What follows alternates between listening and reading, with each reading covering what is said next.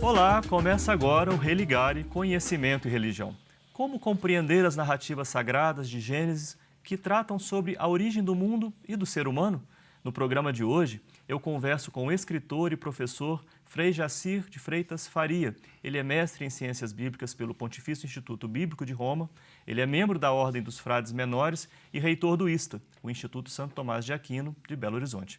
Na conversa de hoje, nós vamos falar sobre mitos e contra-mitos no livro de Gênesis. Seja bem-vindo, Frei Jacir, um prazer recebê-lo aqui no Religare. É um prazer todo meu estar aqui com você, para poder ter a oportunidade de discutir uma temática tão importante como essa, mitos e contra-mitos, nas origens do cristianismo e do judaísmo, e sim, essa relação, e como podemos compreender esses textos basilares dessas duas religiões que chegaram até nós. Sem dúvida, a nossa conversa vai ser muito boa e você pode nos acompanhar pelo canal Religare, Conhecimento e Religião no YouTube. Se inscreva em nosso canal, comente os nossos vídeos e compartilhe o Religare com seus amigos.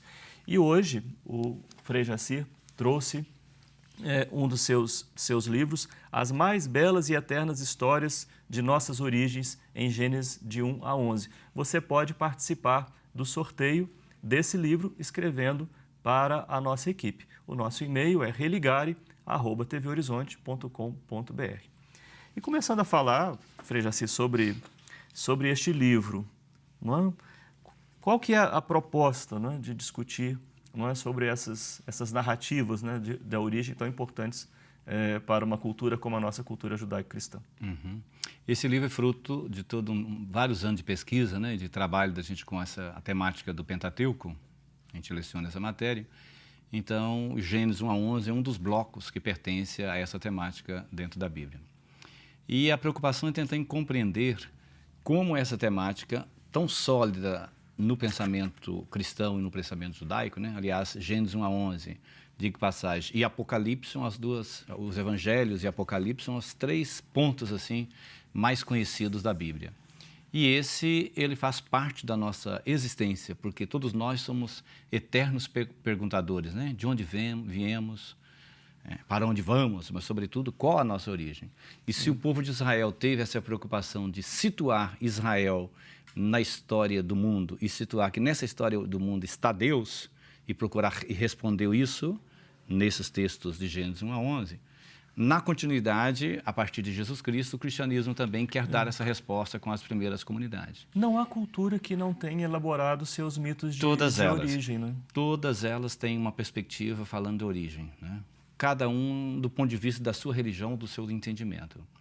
Aqui a minha preocupação, e por isso o título, Mitos e Contra-Mitos... Eu ia perguntar, o que é isso, né? Mitos e contra-mitos? Gênesis 1 a 11, ele faz parte de um bloco, né, de 6 mitos ali dentro, começando desde o primeiro mito da criação, o segundo mito da criação, o dilúvio, o tema dos gigantes, Babel.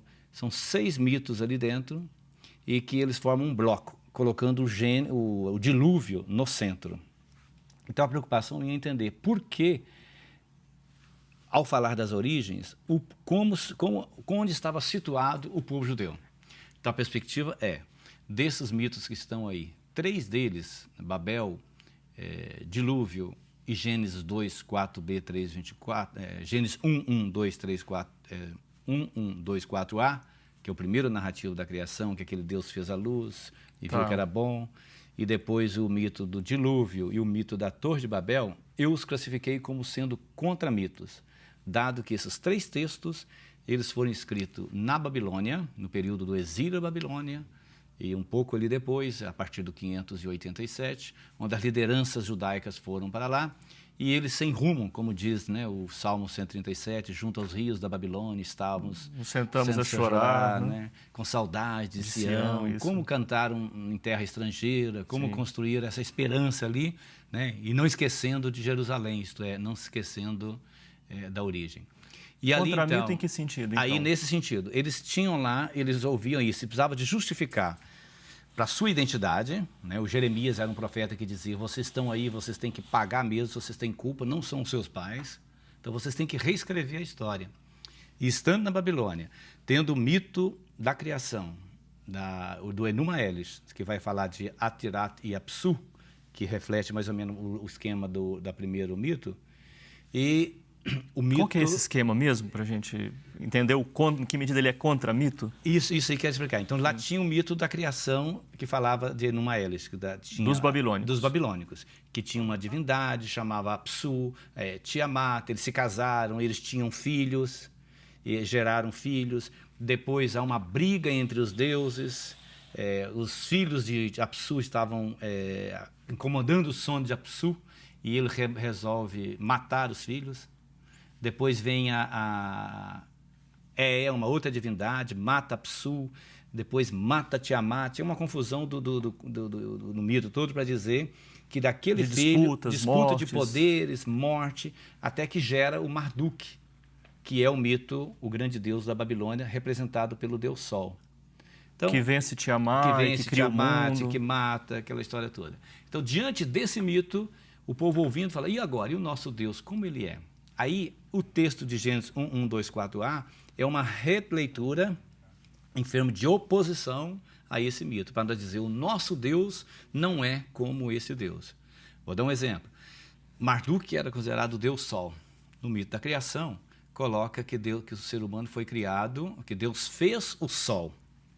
Correto? O Sol que está lá dentro, que representa o Marduk, ele não está no início do texto. Ele está lá no meio e foi criado junto com as luzes e os luzeiros. Significa, o povo judeu estava escrevendo isso, o nosso Deus é muito maior do que o Marduk. Segundo, o texto começa, a terra estava vazia, informe, estava vazia e vaga. Apsu, né? E Tiamat, na origem da palavra, significa vazia e o outro vaga. Para dizer, quando Deus cria, na contraposição, ele está dizendo o quê? O nosso Deus é a luz que ilumina toda esta realidade. E ele é muito maior. Isso é um dos contramitos dentro desse mito. Eu ia perguntar sobre a ideia do Espírito de Deus pairava sobre as águas, sobre tudo era vazio, quer dizer, não havia... Na verdade, ele está dizendo isso, que havia uma situação de penumbra, uma situação de luz, e que Deus, que já é luz... Está sobre esta realidade. Sobre essa realidade. E sobre a realidade babilônica, como se dizia a mitologia. Então, esse aí é um dos exemplos para dizer o nosso Deus é muito maior que tudo isso. Mas você falou de Babel também. Babel aí é outro esquema. Então, lá tinha os mitos da casa dos grandes deuses da Babilônia. Né? Tinha os zigurat, que é aquelas pirâmides todas que aparecem, construídas no Egito. E ali a minha proposta, então, é interpretar esse texto de Babel diferente do clássico. Qual que é o clássico que vai dizer? Babel, Pentecostes é um novo Babel, ali é a questão de línguas. E eu tento mostrar, comparando e estudando esses textos, que ali não se trata de línguas, não se trata, Babel não é multiplicação de línguas. E isso você pode olhar na semântica do texto, no uso, inclusive, das palavras. Né? No texto hebraico, para dizer língua e linguagem, há uma diferença. Né? A língua português e a nossa linguagem, por exemplo, aqui agora é a linguagem teológica, a linguagem da ciência da religião, da teologia. Perfeito? Isso, o hebraico tem uma palavra, que se diz shafat. E Lashon se diz no idioma.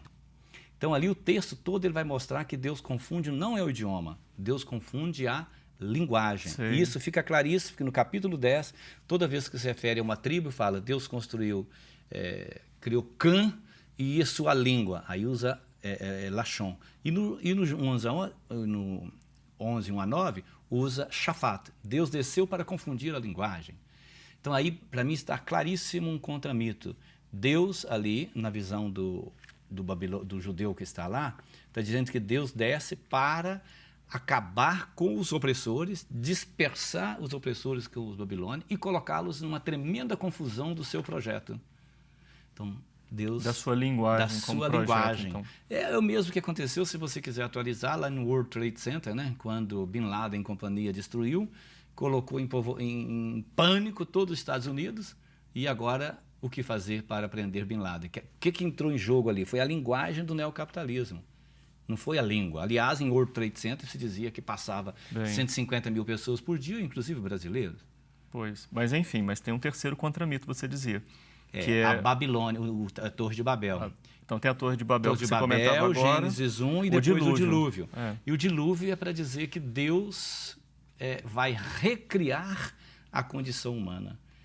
E ele é um contramito para dizer a questão do Gilgamesh ali, tem toda a história, tem todo o dilúvio, como se aconteceu também. Tinha esse mito da epopeia de Gilgamesh, tinha um protegido, Utanapishtim, que tenta buscar a coisa da vida. Há uma destruição. Ali no livro, inclusive, eu coloco esse mito de Gilgamesh, da epopeia de Gilgamesh, junto também que recolhi o mito da recriação dos índios machacalis nossos aqui do Você vai sempre também puxando para a atualidade. Né? Tem que ser, não tem como, né, você entender isso aí. Sim. Então, inclusive nesse texto, na estrutura do Gênesis, o dilúvio ele é o texto central de Gênesis 1 a 11. Não é o primeiro texto da criação. É o dilúvio que ele está no centro. Bem, então, mitos então, são as narrativas da cultura babilônica.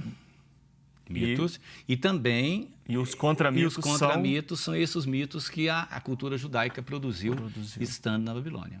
Sim. E depois você vai ter aí dentro também os mitos que foram produzidos a partir daí. Sim.